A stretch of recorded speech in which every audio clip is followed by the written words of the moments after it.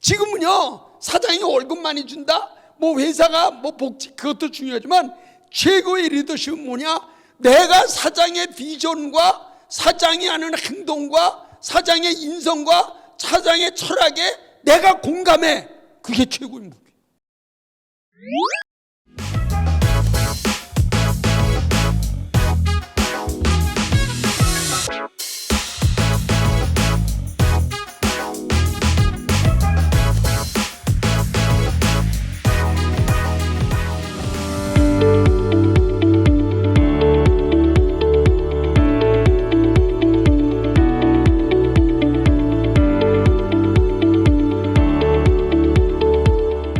현장에 있으면서 지금은 많은 스타트업들을 이제 컨설팅하고 지도하는데, 도대체 이 CEO라고 하는 것, 다시 말해서 최고 경영자 또는 오너 또는 기업가, 우리가 이렇게 얘기하는 CEO는 어떤 자질과 어떤 생각을 가지고 있어야 되느냐, 이거를 이제 뭐 본의 아니게 많이 연구하게 됐어요.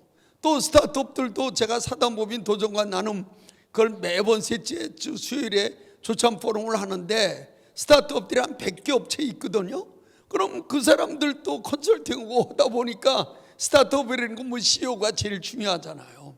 그래서 도대체 우리가 신체의 90%는 눈이라고 그래요. 신체 가격을 10,000원이라고 하면 눈이 9,000원이에요. 그 다음에 회사가 가격이 10,000원이면 90%는 CEO가 누구냐, 우리가 그렇게 얘기를 하거든요. 그러니까 CEO가 어떤 생각을 하고 이 사람이 어떻게 행동하느냐가 그 회사에 겨우 좌우한다는 거예요. 어떤 경우가 있어도 이 CEO가 가져야 될 2가지의 필수 덕목이 있더라는 거예요. 이거는 뭐하고 비슷하냐면, 지금 대한민국의 최고의 축구 선수가 손흥민 선수예요. 뭐 거의 우리 대표팀 전력의 50%를 손흥민 선수가 차지한다 이렇게 되는데, 손흥민 선수를 키운 게 손흥민 선수 아버지거든요. 손웅정 감독이라는 분인데, 그분이 이렇게 얘기했어요.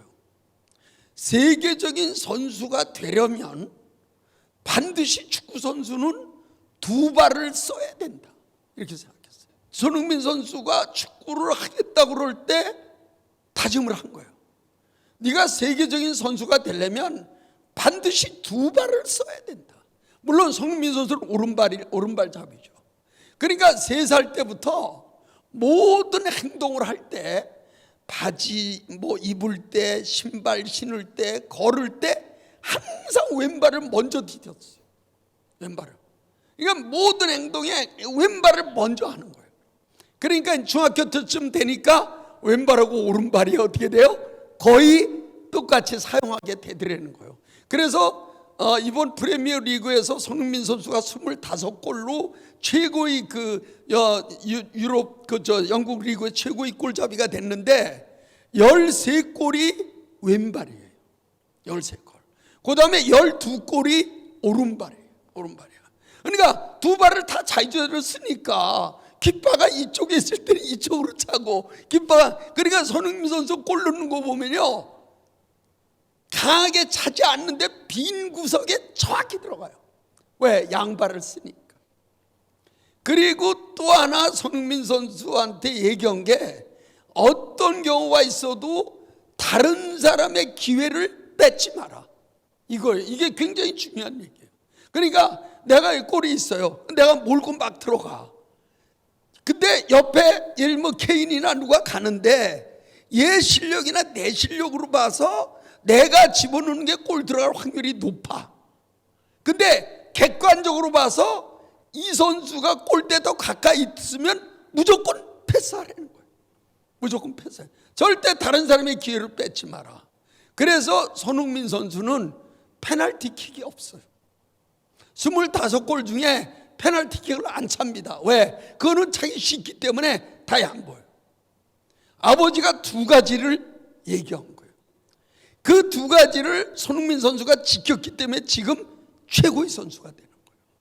마찬가지로 CEO는 반드시 2가지를 지켜야 돼요. 제가 보니까 하나가 변화를, 지금 일어나고 있는 변화를 읽을 줄 알아야 돼. 지금 일어나고 있는 변화가 디지털이냐 AI냐, 변화가 어떻게 오고 있느냐 이거예요. 매일매일 새로운 변화, 고객도 바뀌고 종업원도 MZ세대도 바뀌고 기술도 바뀌고 계속 바뀌잖아요. 이 변화를 어떻게 이뤄내는 거예요? CEO는. 또 하나가 결국 뭐예요? 사람을 볼 줄 알아야 돼. 그러니까 내가 뭐 이제 뭐 작은 기업이야 뭐 이제 괜찮겠지만은 좀 어느 정도 규모의 기업을 내가 오너로서 운영하는데 변화 잃는 눈과 사람을 보는 눈이 부족하잖아요. 절대 사업하면 안 돼요. 예를 들면 손흥민 선수의 양발 쓰는 거와 이타주의, 다른 사람의 기회를 뺏지 말라는 그 손흥민 선수 아버지가 위대한 선수가 되려면 이 조건이 있어야 된다는 거 똑같아요. 내가 아무리 변화를 볼 줄 알아도 내가 사람을 볼 줄 모르잖아요. 지금은요, 사람을 볼 줄 아는 단계를 넘어서 사람을 모을 줄 알아야 돼요. 모을 줄 알아야 돼요. 지금은 직원들이나 주위에 있는 파트너가 나 저 사람하고 이럴래. 그게 돼야 돼요. 그게 없이 월급 줄 테니까 와라. 천만의 말씀이에요. 지금 젊은 세대가 월급 줄 테니까 와서 내 밑에서 근무해라. 천만의 말씀이에요. 그렇게 갖고는 인재 못 구해요. 그러니까 지금의 CEO는 사람을 끄는 매력이 있어야 돼요. 나 저 사람하고 이럴래. 나 저 CEO하고 이러면 너무 좋아. 그 두 가지를 갖춰야 어느 정도 일정한 CEO가 될 수 있다는 거예요. 그러니까 기본적으로 이러한 것들이 갖춰져 있지 않은 상태에서 자꾸만 여러 가지 해봐야 처음에 조금 되는 것 같지만 한계에 부딪힐 수밖에 없다. 제가 87년도에 삼성 비서실에 갔을 때 선배들하고 얘기하면서 제가 들은 얘기예요. 이병철 회장님한테 그렇게 말씀드렸대요. 신입사원 24, 5살이 아르토시 갓 나온 애들, 이런 애들을 왜 회장님이 보십니까? 회장님은 뭐예요? 임원이나 아니면 뭐 사장감만 뽑으면 되지. 아니 그 어린 애들을. 그때 이병철 회장님이 얘기하신 유명한 말씀이 있어요. 너희들한테 맡기면 임원 될 정도의 사람밖에 볼 줄 모른다. 왜? 사장은 매일 보는 게 누구야? 임원이야, 임원. 얘는 상무시키고 얘는 전무시키고 부장은 누구 시키고. 내가 봐야 누가 사장감인 줄 알 수 있다. 본인은 누굴 보는 거야? 사장을 보는 거야. 사장을. 그래서 체크를 합니다. 동그라미 치잖아요. 무조건 뽑아야 돼요. 세모 치잖아요. 그건 인사팀에서 알아서 오는 거야. X 오잖아요. 아웃이야. 그거를요 돌아가실 3년 전까지 했어요. 왜? 홍진기 회장. 왜? 사람이 중요한 거예요. 그냥 간단히 사례만 하나 말씀드릴게요. 이병철 회장님이 나무를 좋아했거든요. 그걸 중앙 이제 자연농원을 만들었잖아요. 어느 날 가셨어요. 딱 자연농원에. 이제 회장이 오셨으니까 이렇게 이제 안내를 하는 거 아니에요. 그랬더니 어느 나무 앞에 딱 쓰시더니 경군, 이 나무는 심은 지 얼마 됐나? 네, 예를 들면 5년 됐습니다. 이 나무에서 사과가 몇 개 달리나? 네, 18개 달립니다. 사과의 당도는 어떻게 되나? 네, 뭐 예를 들면 그럼 비료는 못 쓰나? 그게 테스트. 그 정도로 깊이 물어보는 걸 대답하는 애는 얘는 어디에다 뭘 갖다 놔도 일을 잘한다는 거예요. 잘한다는 거예요. 그러니까 삼성에서 사람 보는 건 뭐냐면 이분이 그 사람이 그 자리에 갔을 때 그 업무에 몰입하느냐 안 하느냐, 그게 중요해요. 그게 사람 보는 거예요. 사람 보는. 여러분들도 한번 해보세요. 여러분들도 질문 해보세요. 벌써 그거에 흥미를 갖고 몰입해서 그 안에까지 대답하는 사람과 그냥 한 두 번 물어보면 글쎄 제가 그만큼 CEO가 되고 그 회사를 오랫동안 성장시킨다는 건 그만큼 어렵다는 거예요. 그만큼 다양한 그러한 자기의 자질이 있어야 된다는 거예요. 제가 오늘은 시간이 많지 않기 때문에 사람 보는 거는 뭐 그 정도로 하고요.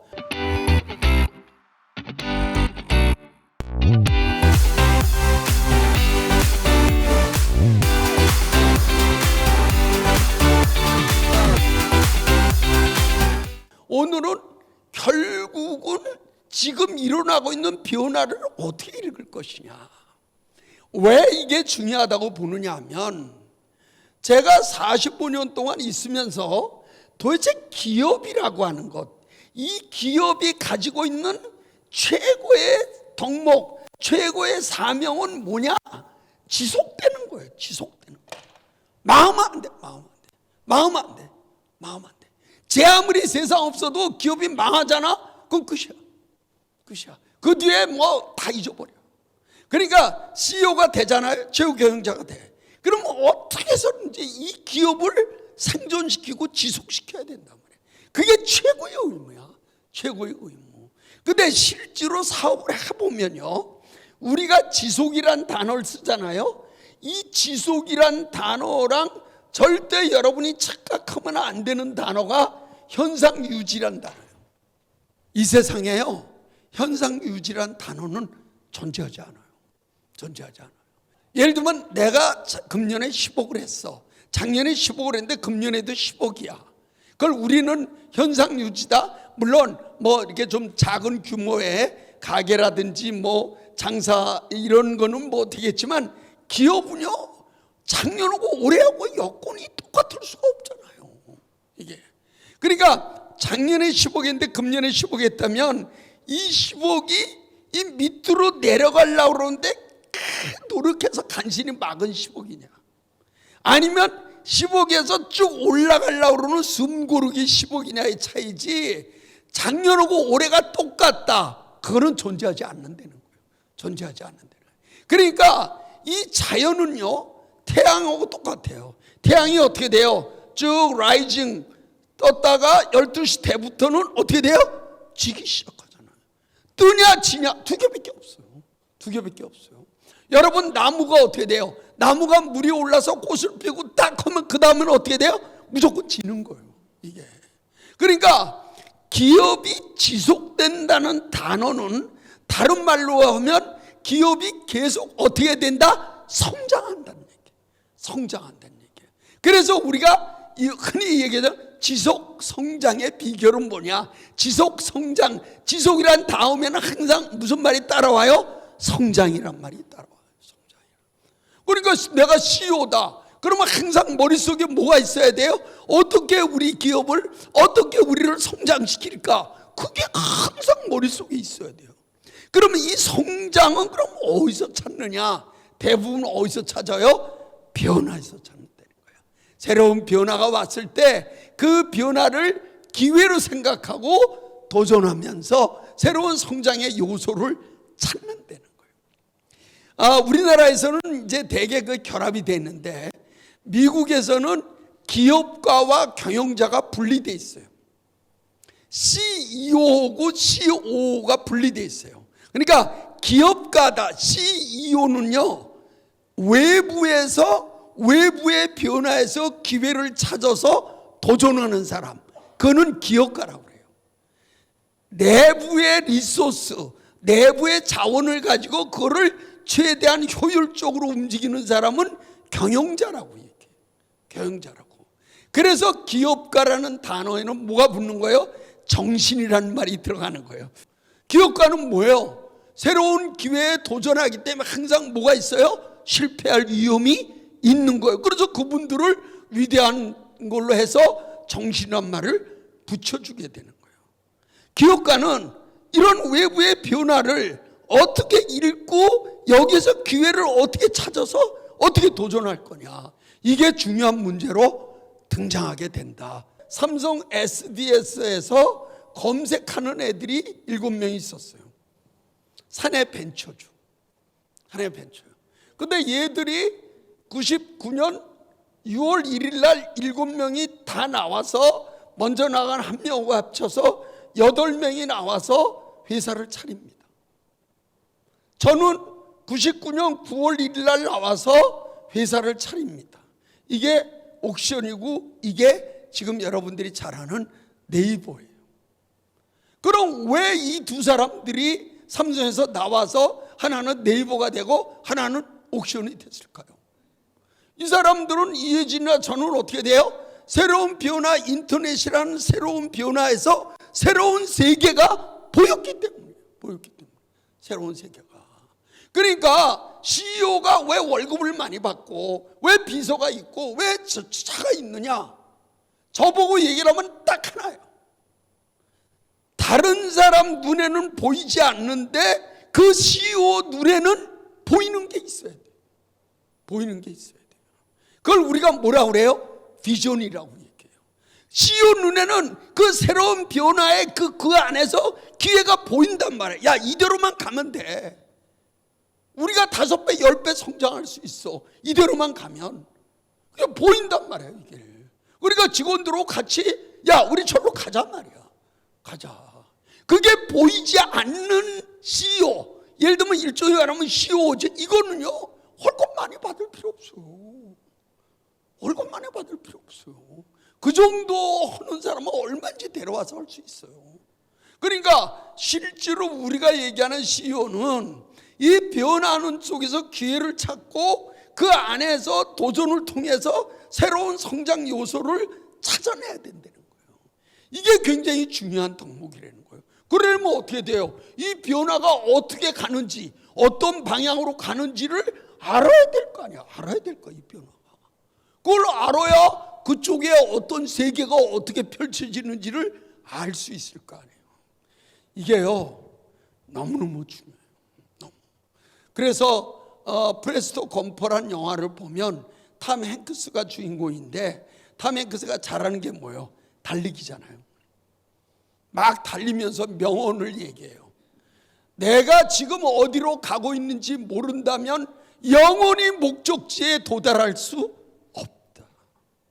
내가 지금 매일 열심히 하는데 이게 도대체 어디로 가고 있는지 모르는 CEO들이 너무나 많아. 길이라는 건 뭐예요? 다 뭐가 있는 거예요? 방향이 있는 거예요. 이건 어느 길로 가는 겁니다. 이건 어디로 가는 겁니다.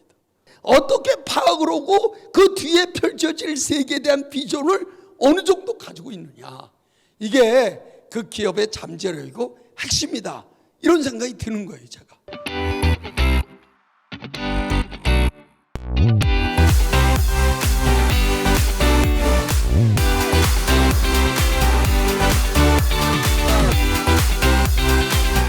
자, 이 변화를 가장 잘 설명한 분은 엘빈 토플러라는 분이에요. 자, 이 엘빈 토플러 박사는 평생을 걸쳐서 연구한 주제가 더 웨이브 오브 웰스라는 거예요. 뭐예요? 부의 물결이라는 거죠. 그러니까 이분은 간단해요. 어떤 기업이나 개인이나 국가가 부를 가지고 있다는 거. 그거는 이 부를 만들게 하기 위한 뭐가 있다는 거예요? 물결이 있다는 거예요. 물결이. 요소가 있다는 거예요. 이걸 갖다. 그러니까 그 물결을 정확히 파악을 해서 그 물결의 주인공이 돼야 뭐의 주인공이 된다는 거예요? 부의 주인공이 된다는 거예요. 엘빈 토플러 박사는 4개의 물결로 설명하거든요. 그러니까 제1의 물결은 농업혁명이죠. 인류가 뭘 발명한 거예요? 농사를 발명한 거예요. 맨 얼마 됐어요? 12,000년 정도 됐어요. 농업혁명 시대의 최고의 부의 원동력은 뭐예요? 토지예요. 토지. 땅을 얼마나 가지고 있느냐. 만석군, 천석군 다 이거예요. 우리 전라도, 전라북도 이쪽에는 뭐 엄청난 지주들이 많았잖아요. 이게 이런 농업혁명에서 이제 1770년 제임스 와트가 증기기관을 만들면서 대량 생산이 일어나면서 뭐가 나와요? 제조업이 나오죠. 뭐가 나와요? 공업혁명이 나와요. 공업혁명, 제조업이라는 건 무슨 뜻이냐면 원료가 들어가서 기계 설비에서 완제품이 나오는 거예요. 완제품. 근데 이런 제조업은 여러 가지 어려움을 겪어요. 왜 어려움을 겪냐? 지대가 올라가죠. 인건비가 올라가죠. 환경의 문제가 나오죠. 노사의 문제가 나오죠. 굉장히 어려움을 겪어요. 그래서 이러한 공장들은 임금이 싸고 더 환경이 좋은 데로 옮겨가기 시작해요. 그 대부분 어디로 갔어요? 중국, 말레이시아, 인도네시아, 베트남 이런 데로 옮겨갔죠. 그래서 이 제조업에서 더 이상 부를 확보하기가 어려운 상태가 됐을 때 엘빈 토플러 박사는 1980년에 이제 앞으로는 제조업에서 부가 나오는 게 아니라 앞으로 부자가 되는 사람은 어디서 나오는 거야? 정보와 지식을 가진 사람이 부를 가지게 돼 있어. 이렇게 주장하기 시작한 거예요. 앞으로는 부자가 되려고 그러면 제조업 하지 말고 뭐해? 정보 시스템과 지식 콘텐츠 이거 해 이렇게 주장하기 시작한 거예요. 그래서 이 정보와 지식의 제3의 물결이 크게 둘로 갈라지게 되는 거예요. 하나가 디지털의 물결이고 또 하나가 4차 산업혁명의 물결 둘로 갈라지게 돼요. 이게 지금 이제 우리한테 와 있는 이 변화의 물결이에요. 디지털의 물결은 제일 처음에는 인터넷 컴퓨터가 나오죠. 컴퓨터가 나와서 여기에 소프트웨어가 들어가요. 사실 이 소프트웨어, 이건 대한민국은 전 세계 500대 소프트웨어 기업이 없어요. 대한민국은 소프트웨어라는 산업 자체가 없어요. 왜 그러냐면 소프트웨어라는 건 뭐예요? 그 제품이 독창적이어야 돼요. 근데 우리는 사람의 머리에 투자를 안 해요. 전부 다 땅하고 설비나 이런 거 투자하지 머리에 안 해요. 그런데 우리는 세계적인 수학자하고 세계적인 과학자하고 세계적인 철학자가 없잖아요. 대한민국. 제 아무리 우리가 뭐 소득이 10만 불 어쩌고 그래도요, 수학하고 과학이 뒤떨어진 나라는 선진국이라고 얘기할 수 없어요. 선진국의 조건이 몇 개 있어요. 수학, 철학, 과학, 그 다음에 뭐가 발달돼요? 농업이 발달돼요. 농업. 선진국 치고 농업이 부실한 나라가 없어요. 그 다음에 또 하나는 뭐냐면 시골이 아름다워야 돼요.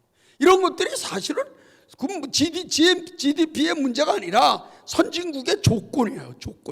그래서 우리는 이 컴퓨터에 소프트웨어 들어가는 이쪽에 우리는 우위를 차지하지 못했는데, 다행히 우리는 뭐가 강했냐면 통신이 강했어요. 이 통신을 바탕으로 새로운 www.com이라고 하는 새로운 인터넷 세상이 사이버 공간이 나오기 시작을 해요. 자, 이 사이버 공간이 이게 경제적 가치가 있을 거냐, 새로운 경제를 만들어낼 거냐, 이걸 갖고 논란이 많았는데 여기에 그냥 기름을 붓고 일로 가야 된다고 주장한 분이 김대중 대통령. 제가 인터넷 기업회장 초대회장인데요. 김대중 대통령, 그 다음에 이기호 수석 돌아가셨죠. 이용섭 관세청장, 그 다음에 해서 6명인가 청와대 점심 먹고요, 저녁 먹을 때까지 회의했어요.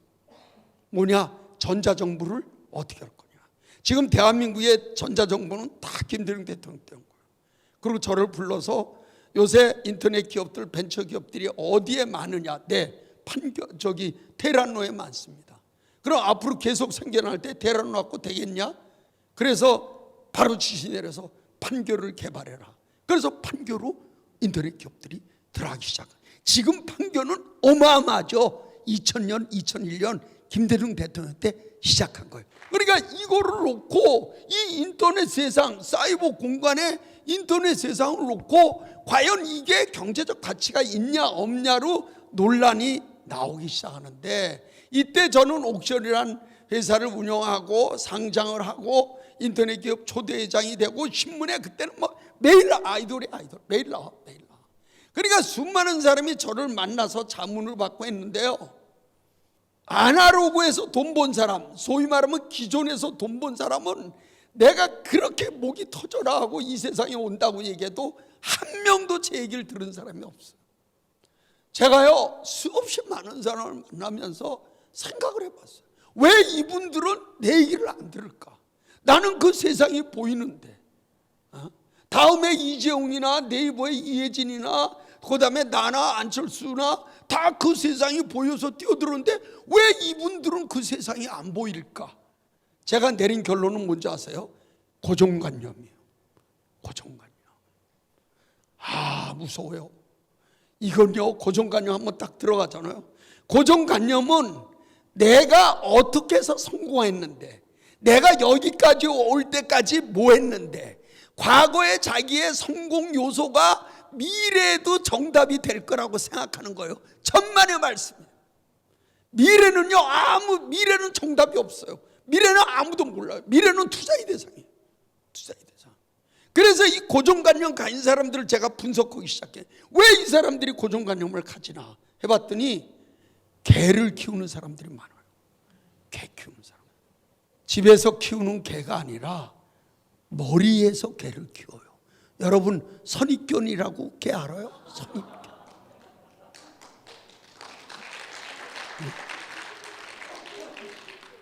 편견이라고 개 알아요? 편견. 그러니까 자기 나름대로의 과거에 성공한 요소. 제가 스타트업에 항상 얘기해요. 과거에서는 실패만 배우지 성공은 배우지 마라. 왜? 똑같이 안 온다. 똑같이 안 온다.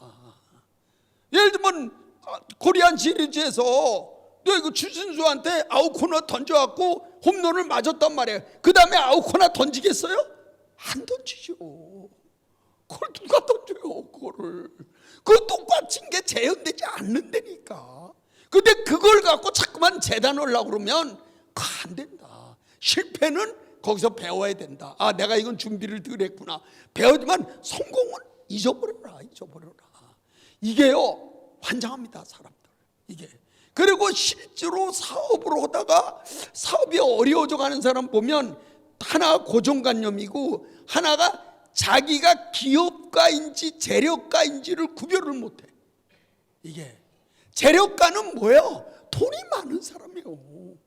내가 주식으로 돈을 벌었건 부동산으로 벌었건 기업으로 벌었건 돈이 많은 사람을 재력가라고 그래요. 기업가는 뭐예요? 경영자는 기본적으로 고객에다 가치를 주는 거예요. 고객에다가. 여기를 찾은 객자인을 찾은 고객에 가치를 주는 사람이에요. 근데 자꾸만 사업보다가 좀 어려워지고 뭐 하잖아 그러면 내가 가진 게 얼만데, 이게 망하는 지름길. 완전히 다른 길이라니까요. 그 사업을 하다가 기업가 하다가 다 이제 정리하고 다 이제 철수하고 그때는 재력가로, 야 내가 있는 돈으로 그때는 재력가로 돼야 돼요. 사업을 할 때는요, 내가 재산이 얼마 있냐 아무 소용없어요. 절대 그거 생각하지. 오로지 고객만 생각하세요.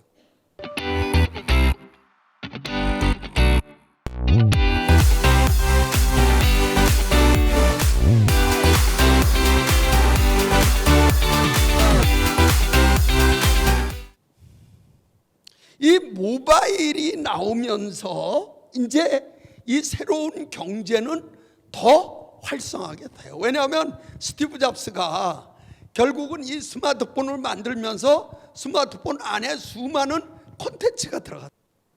그래서 우리도 배달의 민족서부터 카카오서부터 계속 나오는데, 요게 모바일이 스마트폰이 2009년 11월 26일 날 이제 대한민국에 처음으로 개통이 됐는데, 그러니까 스마트폰이라고 하는 기존의 피처폰과는 다른 일종의 약간의 손안의 컴퓨터와 같은 새로운 폰이 나오는데 가격은 비싸요.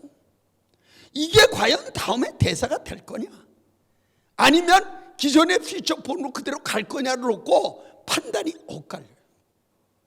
이게 대세가 될 거라고 생각한 사람은 이건희 회장이고, 그래서 삼성은 그냥 죽기 아니면 살기로 개발해 갖고 2010년 6월 달에 나온 게 갤럭시예요.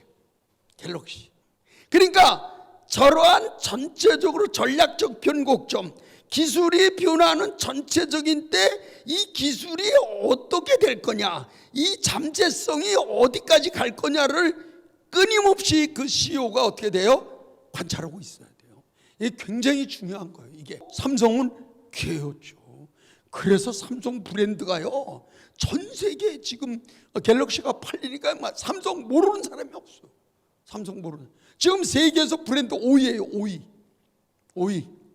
요새는 이제 시간이 없어 얘기는 못하지만 메타버스라고 하는 소위 말해서 사이버 공간과 현실 공간이 결합되는 이런 새로운 기술들이 나오게 돼요. 이거를 우리가 뭐라고 그러냐, 자, 소프트웨어, 그 다음에 PC 베이스의 인터넷, 모바일의 컨텐츠, 메타버스 이걸 전체를 합쳐서 우리가 디지털이다 이렇게 얘기해요.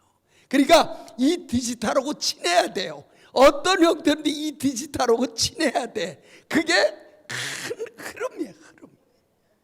그러고 있는데 우리가 몇 년 전서부터 우리 매경에서도 엄청나게 얘기했죠. 이제 앞으로 시대는 4차 산업혁명의 시대다. 엄청나게. 4차 산업혁명은 크게 세 가지가 있어. 하나가 초연결이에요.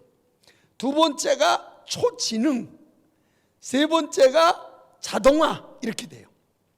초연결은요 IoT라고 그러죠. 모든 기계와 기계가 서로 연결되는 거예요. 작동이 다 서로, 가정에서도 컨트롤러 하나만 있으면은 다 불 끄고 다 연결되는 거예요. 말로 다 명령할 수 있는 거예요. 자동화는 대표적으로 이게 이제 로봇서부터 시작해갖고 대표적으로 자율주행차 같은 거, 이제 이런 게 지금 이제 이 자동화의 아주 대표적인 상품인데, 이 자율주행차에 대해서는 여러 가지 논란이 많죠. 이게 뭐 언제 될 거냐. 내가 볼 땐 자율주행차에서 제일 먼저 나오는 게 제가 볼 때는 택시예요. 택시. 그러니까 예를 들면 일본도 똑같아요. 나리타 공항이나 우리 인천공항이나 밤에 내리면 택시가 없어요. 이게. 그리고 교통수단도 없어요. 그러니까 자율주행 택시가 쫙 서 있어요. 그럼 누르잖아요. 그러면 타면은 그 택시가 예를 들면 시부야 1.9역까지 셔틀해요. 왔다 갔다 하는 거예요. 그럼 누르면 스타트하면 거기까지 가는 거예요. 거기까지 사람 없이 주행으로. 거기서 내리면 그 택시는 다시 공항으로 오는 거예요. 공항으로 오는 거예요. 그러니까 굉장히 늦게 내린 고객이나 이런 굉장히 유리하죠. 월마트가 지금 아리조나에서 실험하는 게 이거거든요. 고객이 짐을 샀거든요. 타면은 월마트의 자율주행 차에 타면은 자기 그 주소를 찍으면 거기까지 차가 가는 거예요. 그냥 가는 거예요. 그러고 내리면은 누르면 다시 월마트 차고로 오는 거예요. 예를 들면 이러한 그 자동화가 엄청 지금 연구되는데, 저는 뭐 제가 자동차에서 안 되는데 저는 제일 먼저 해야 될 게 뭐냐면 자율주차라고 봐. 자율주차. 자율주차는 뭐냐면 내가 주차를 하려고 그러면 주차금 있잖아요. 그걸 카메라가 인식해요. 인식하고 여기다 주차하는 거야. 그러니까 뭐가 바뀌는 거예요? 바퀴가 바뀌는 거예요. 그래갖고 정확하게 금에 주차가 되는 거예요. 이 자율주차 이런 것들 제가 얘기했더니 우리 집사람이 그거 돈 얼마 들어도 그거 하나 좀 사달라고 그런 얘기인데, 그러니까 이런 자동화와 초연결이 나오는데 제일 중요한 건 뭐예요? 지능이에요. AI. 자, AI는 뭐 얘기하면 굉장히 시간이 오래 걸리는데, AI는 무슨 뜻이냐면 컴퓨터나 로봇가 인간이 가지고 있는 지능을 가진다는 거예요. 지능. 자, 지능이라는 건 뭐냐면 어떤 일에 대해서 대처하는 거거든요. 추리하는 거예요. 추리하는 거. 이게 굉장히 중요한데, 왜 중요하냐면 우리가 인텔리전스란 단어를 쓰거든요. 이게 지능이란 단어인데, 인텔리전스란 단어와 비슷한 단어가 인포메이션이라는 단어예요. 인포메이션은 단어와 비슷한 게 데이터란 단어예요. 이게 다 우리나라 말로는 정보라는 단어예요. 정보. 근데 데이터라는 건 뭐예요? 자료라는 뜻이에요. 남이 만드는 거예요. 인포메이션은 뭐냐? 자기가 경험으로 얻은 거예요. 그 다음에 자료나 이런 강연을 들으면서 자기가 이해하는 거예요. 이해 능력, 언더스탠딩. 요 단계를 우리가 인포메이션이라고 그래요. 그 다음에 옛날에 내 머릿속에 많이 알던 거는 어떻게 됐어요? 이제 컴퓨터, 핸드폰에 다 들어와요. 그래서 지금 대한민국 사람의 약점이 뭐냐면 우리는 공부에 강해요. 그러니까 공부하고 학습이 다르거든요. 우리가 인공지능할 때 나오는 게 항상 뭐예요? 기계학습이죠. 머신 러닝하고 스타디는 완전히 다른 거예요. 스타디는 뭐냐면 여기에 기본적으로 원전이 있는 거예요. 원전이. 그 원전에 있는 거를 내 머릿속으로 가져오는 거. 그거는 스타디예요.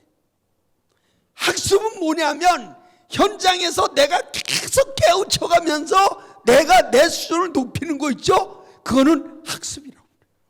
그래서 이쪽 소위 말하면 공부 쪽은 엘리트라고 그러고 학습적은 고수라고 얘기하는 거예요. 근데 우리는 옛날부터 유교의 사서오경이 있기 때문에 공부 쪽이 강해요.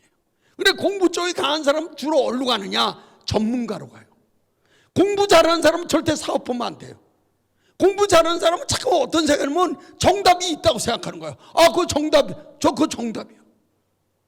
그래서 전문가들은 주로 어떤 분들이냐면 다른 사람의 고민을 해결해 주는 사람이에요. 사업가는 내 고민을 내가 해결하는 거야. 내 고민을 해결하는 거야. 그래서 이게 인텔리전스는 기계 학습이에요. 이게 아니라 스터디가 아니라 계속 데이터를 가공하고 하면서 내가 뭘 가지는 거예요? 지능을 가지는 거예요. 지능을 가지는 거예요. 그래서 이 인텔리전스 단계 오면 뭐가 생겨요? 전략이 생기죠. 뭐가 생겨요? 컨텐츠가 생겨요. 뭐가 생겨요? 노하우가 생겨요. 뭐가 생겨요? 스토리가 생겨요. 그러니까 직원들을 평가할 때 딱 보세요. 얘는 인텔리전스형이냐? 이건 자기 의견이 있는 애예요. 얘는 인포메이션이야. 자기 의견은 없고 경험하고 남의 얘기만 혼내요. 이건 완전히 구별할 줄 알아요. 요 사이에 들어가 있는 걸 우리가 뭐라고 얘기해요? 생각이라고 얘기하는 거예요. 생각이 그 원료로 들어가는 거예요. 생각이 들어가는 거예요. 생각이. 그러니까 여러분 가만히 생각해 보세요. 제가 여기 올 때 택시 탔거든요. 택시 기사가 30년 된 택시 기사나 3년 된 택시 기사나 택시 가격은 택시료는 어떻게 돼요? 똑같아요. 왜 똑같겠어요? 택시라는 행위에는 뭐가 안 들어간다? 생각이 안 들어가 있다는 거예요. 생각이. 여러분이 저 주민등록센터에 가서 인감증명하고 뛰는데 한 50대는 사무장이 띄워줄 때와 방위가 띄워줄 때와 저 인감 내는 거 똑같잖아요. 왜? 그 행위에는 생각이 안 들어가 있기 때문에. 그러니까 지금 인텔리전스 시대는 어떤 사람의 시대냐? 생각을 하는 사람의 시대라는 거예요. 생각을 하는 사람. 회장님, 직원 있죠? 있지. 그 월급 왜 주신다고 생각해요? 그 월급의 대가가 뭐라고 생각해요? 그 직원은 딱 얘기해요. 회장님, 그건요, 직원의 고민의 대가, 그게 월급입니다. 고민을 많이 안 하는 직원한테 월급 많이 줄 필요 없습니다. 이렇게 얘기해요. 이게 굉장히 중요한 거예요. 근데 이러한 소위 말하면 추리 기능과 인사이트 기능과 이러한 대처 기능을 누가 가지기 시작했다고? 기계가 가지기 시작했다. 그게 AI예요. 그게 인공지능이에요. 인공지능은 4가지 기능인데요. 확률 예측 기능, 비서 기능, 맞춤 기능, 스마트 팩토리 기능. 시간이 없어 여기까지만 얘기할게요. 그러니까 이런 기능을 내가 활용하면서 사업을 하느냐, 아니면 난 그걸 몰라 그러고 사업을 하느냐, 이게 점점 어떻게 격차가 벌어질 수밖에 없다. 이게 새로운 이 변화를 어떻게 이해하느냐에 굉장히 중요한 요소다. 근데 이렇게 새로운 제3의 물결이 나오는데 이제 또 다른 변화가 나타나기 시작해요.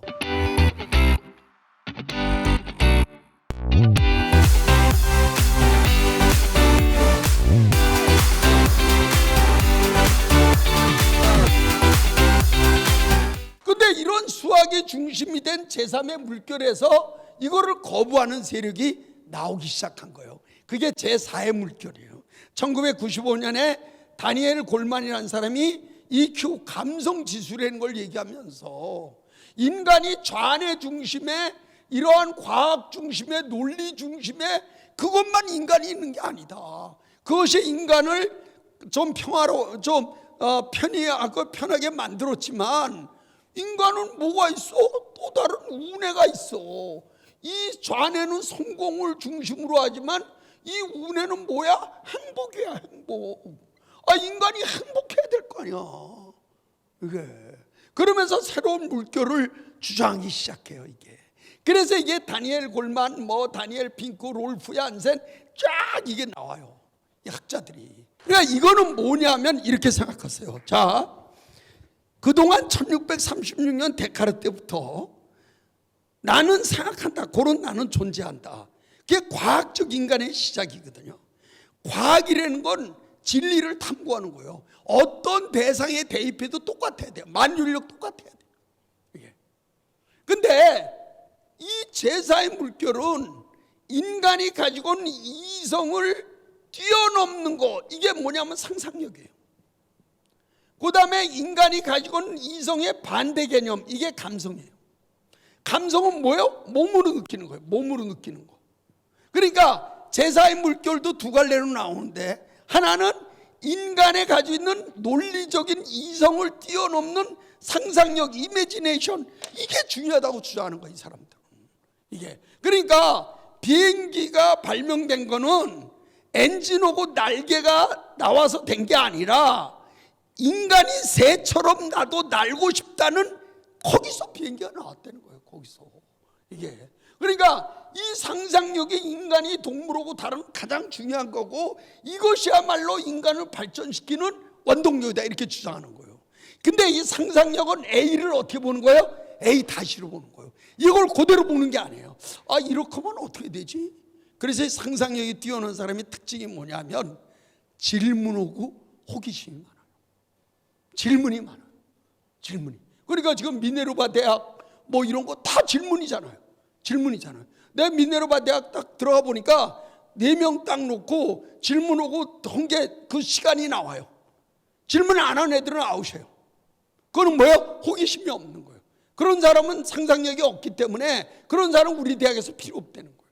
필요 없다는 거예요. 그러니까 CEO가 내가 자질이 있다, 앞으로 내가 CEO의 자질이 있다는 제일 첫 번째 평가는 어떻게 하냐면, 내가 얼마나 기존 거에 대해서 의문을 갖고 질문하느냐, 내가 기존 거에 대해서 얼마나 이렇게 바꾸면 어떻게 되지? 상상력을 하느냐, 이게 중요해요. 근데 실제로 상상력이 뛰어난 사람들을 보면요, 시인, 소설가, 그 다음에 뭐 영화 감독, 이런 사람들이 많아요. 예술가들이 많아요. 그래서 이 상상력, 이미지네이션이 논리적으로 가능한 거, 논리적으로 가능한 영역으로 내려오는 걸 우리가 아이디어라고 그래요. 아이디어. 그러니까 저 친구는 아이디어가 좋아, 그 실현 여부는 떠나서 우리가 이제 말은 된다, 그래, 그 말은 된다, 그게 아이디어예요. 요거를 만들어내는 걸 우리가 뭐라고 하냐면 창의력이라고 그래요. 창의력. 기업에서 이게 이제 중요해졌단 말이에요.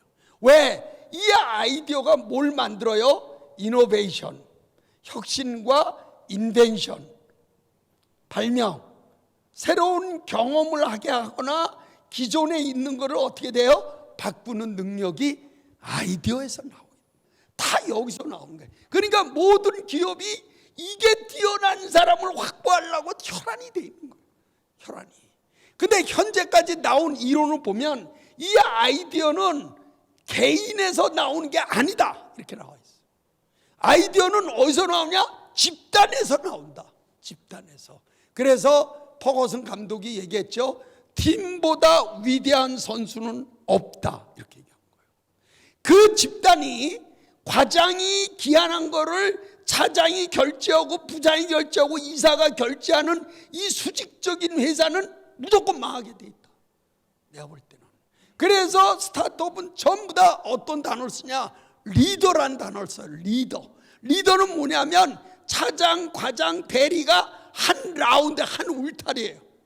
너도 의견 내고 너도 의견 내고 너도 의견 내고 너도 의견 내서 리더가 그거를 랩업해서 이 방향으로 가자, 그렇게 결정하는 거예요. 그래서요, 지금은 이 기업의 최고 위험 요소가 뭔지 알아요? 실력 없는 상사예요. 실력 없는 상사. 밑에가 올렸는데 상사가 엉뚱한 얘기 하잖아요. 그러면 걔들은요, 그걸 조용한 사직이라고 그러거든요. 옛날 우리 때만, 삼성이 할 때만 해도 뭐 우리 한 대표, 형님 이게 부장님 이게 아님. 지금은 그렇잖아요. 조용히 앉아서요, 잘리지 않을 만큼만 이러고 그냥 조용히 앉아 자기 이러다가 일정 기간 되면 나가버려. 그걸 quiet quitting, 조용한 사직이다, 이렇게 얘기하는 거예요. 실력 없는 사람이 상사가 되잖아요. 그 기업은 망하는 거예요. 이제는 아니에요. 그러니까 여러분이 여러분 회사를 어떻게 이렇게 아이디어가 춤추는 이런 수평적 조직으로 여러분들이 운영을 해서 그 아이디어가 세상 어떻게 우리 회사를 바꾸느냐, 이게 중요해요. 그래서 연말 되잖아요. 꼭 해보세요. 그걸 아이디어 성과주의라고 그러거든요. 우리 회사에서 이런 아이디어를 내서 매출과 회사에 기여한 사람을 연말에요 그냥 와장창 포상하세요. 와장창 포상하세요. 우리는 우리 회사를 바꾼 건 얘들이야. 와장창 포상하세요. 그러면 우리 오너나 대표는 저렇게 창의적이고 아이디어 내는 걸 좋아하는구나. 그게 분위기가 돼야 돼요. 자, 이제 마지막으로 이러한 상상력이 중심이 되는 이런 제사의 물결에서 마지막으로 나타난 게 이제 감성입니다. 감성. 자, 이거는 뭐냐면 이게 제일 중요한 건데, 자, 우리가 이렇게 상상력과 또는 이렇게 인공지능과 디지털이 이러한 변화를 가져오는데, 이 변화가 이제 제일 큰 변화인데, 이거는 뭐냐면 기본적으로 인간의 행복, 인간의 즐거움은 어디서 오냐? 몸에서 온다고 주장하는 사람들이에요. 그러니까 옛날에는 어떻게 했냐면 데카르트 때는 인간의 몸과 정신이 있잖아요. 이거는 서양 과학은요, 이거는 아무것도 몸은 동물하고 똑같은 거예요. 그러니까 서양에서는 옛날부터 이 몸이라는 거 이건 아무것도 아니다 이거야. 그러니까 우리가 이 몸에서 느끼는 오감, 시각, 청각, 후각, 쥐각, 이 몸에서 느끼는 오감이 외부의 어떤 사물을 보거나 맛을 보거나 외부로 봤을 때 느끼는 정신세계, 이걸 감성이라고 그러거든요. 이거는 아주 하찮은 거라는 거예요. 그래서 칸트 논리에도 보면 감성, 오성, 이성 이렇게 나오거든요. 이게 이제 언더스탠드. 이거는 아주 초기 단계. 이거는 왜? 사람마다 다르기 때문에. 사람마다 다른 거를 왜 철학이나 이거 왜?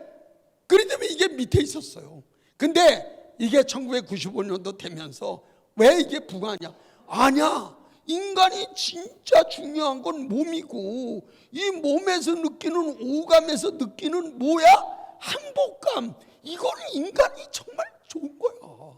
이게. 그래서 여기서 나온 단어가 어떤 단어예요? 소확행이란 단어가 나온 거예요.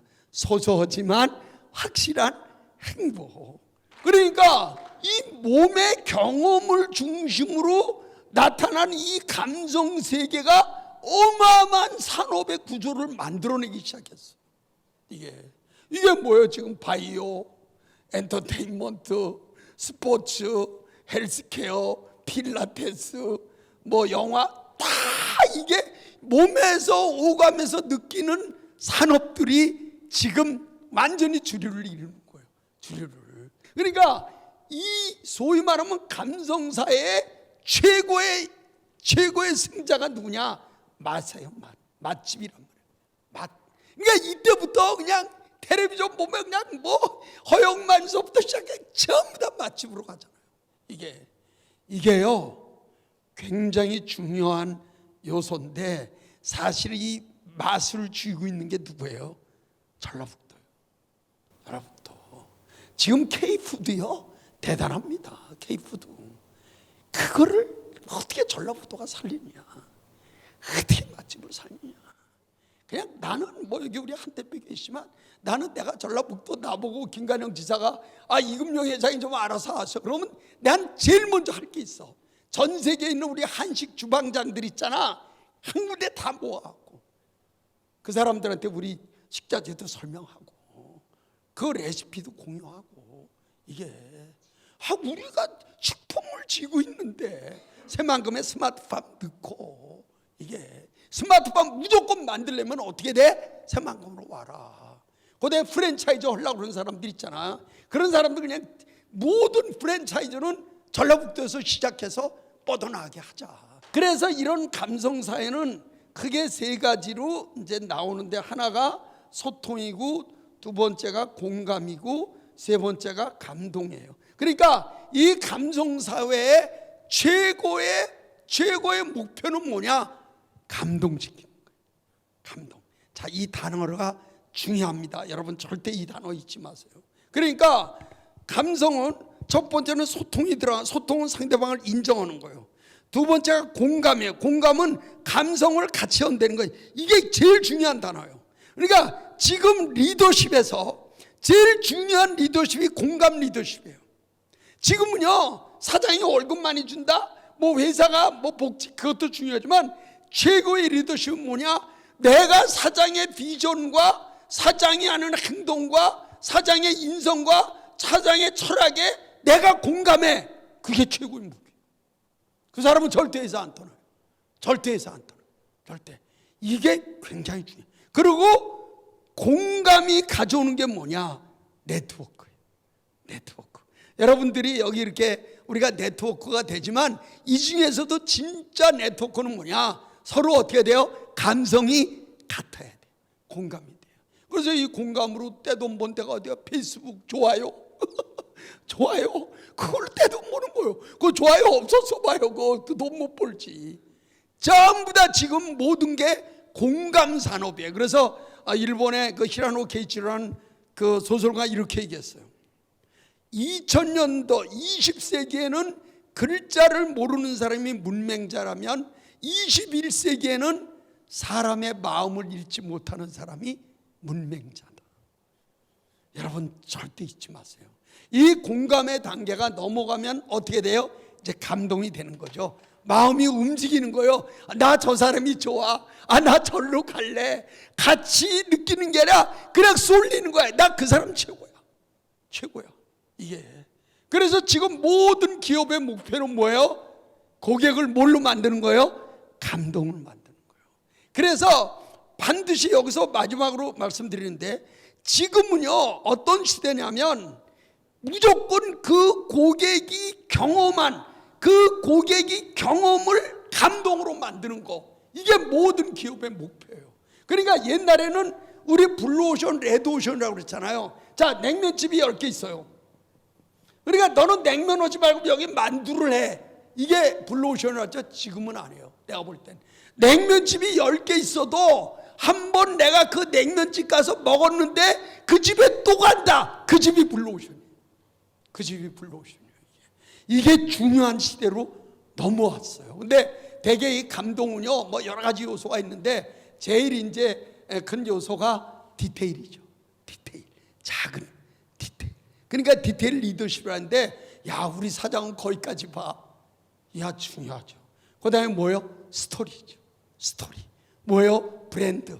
여러 가지 요소가 있어요. 그러니까 최고의 목표는 뭐냐? 우리 학원에, 우리 식당에, 또 우리 최고 경영자 과정에 온 사람이 몸으로 느껴서 그 사람이 감동받고 나간다. 그건 최고의 직장이고 최고의 서비스예요.